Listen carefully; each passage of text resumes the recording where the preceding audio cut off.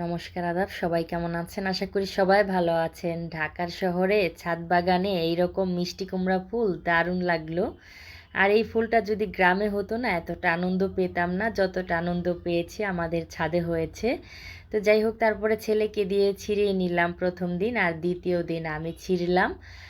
আর পরের দিনও আমি ছিঁড়েছি, কারণ আমরা পরিবারের 4 জন মানুষ, তাই জমিয়ে রেখেছিলাম ফ্রিজে। আর ফ্রিজে রাখার পরে দেখেন ফুলের কি অবস্থা, শুকিয়ে গেছে।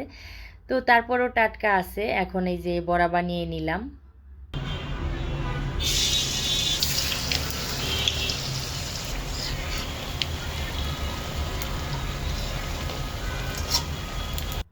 আর বড়াগুলো দেখেন একদম বেগুনির মতো ফুলকো ফুলকো হয়েছে, অসাধারণ হয়েছে। যাই হোক, আর আমি বড়াতে দিয়েছি আলা চাল, দিই নাই, মানে ভাতের চাল আছে না, ভাতের চাল দিয়েছি। ভাতের চাল দিয়ে কালি জিরা দিয়ে মরিচের গুঁড়া, হলুদের গুঁড়া, লবণ দিয়ে তারপরে বড়া বানিয়েছি।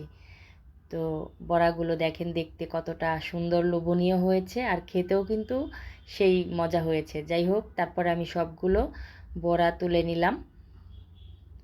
আর সবাই কিন্তু কমেন্ট করে বৌদিকে জানাবেন বড়াগুলো কেমন হলো। তারপরে আমি কিছু আবার পুঁই শাকের পাতা নিয়ে আসছিলাম ছাদ থেকে, কারণ ফুল তো অল্প, এই কারণে কিছু পুঁই শাকের পাতা দিয়েও বড়া বানিয়ে নিলাম। তো কিছু বড়া বানিয়ে নিলাম। তারপরে এই যে মিষ্টি কুমড়া ফুলের যে পিছনের যে সাইডটা থাকে, ওটা দিয়েও বড়া বানাবো। এগুলো দিয়ে আগে আমার শাশুড়ি বড়া বানাতো, তাই আজকে আমিও বানালাম। এই বড়াগুলো খেতে আবার একটু মিষ্টি মিষ্টি লাগে, ভালো লাগে। তো এটা দিয়ে আমিও একটু বড়া বানিয়ে নিলাম। তো এই তো আমার বড়া বানানো হয়ে গেছে। এখন কিছু শুকনা মরিচ ভেজে নিলাম।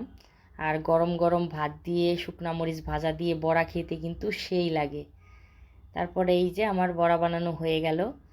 তো বড়াগুলো কেমন হলো সবাই বৌদিকে জানাবেন, আর এইভাবে বড়া বানিয়ে খাবেন, ভালো লাগে সিদ্ধ চাল দিয়ে। তারপরে এই যে প্রথমে ছেলেকে দিয়ে দিলাম, কারণ ছেলের জন্যই তো বড়াটা আমি খেতে পারছি, না হলে তো পারতাম না। আর মিষ্টি কুমড়া গাছ তো কতদিন আগেই হয়েছে, তখন তো ফুল ধরে নাই, ফুলের কলি এসে ঝরে ঝরে পড়ে গেছে। তো আজকে ছেলের এই মাচা দেওয়ার কারণেই তো বড়াটা খেতে পারলাম। তারপর আপনাদের দাদাকে দিলাম, আর আমি ওই যে খেতে বসে পড়লাম। তো এখন এই যে বড়াটা খেয়ে নিলাম। তো একদম দারুণ হয়েছে, কি বলবো।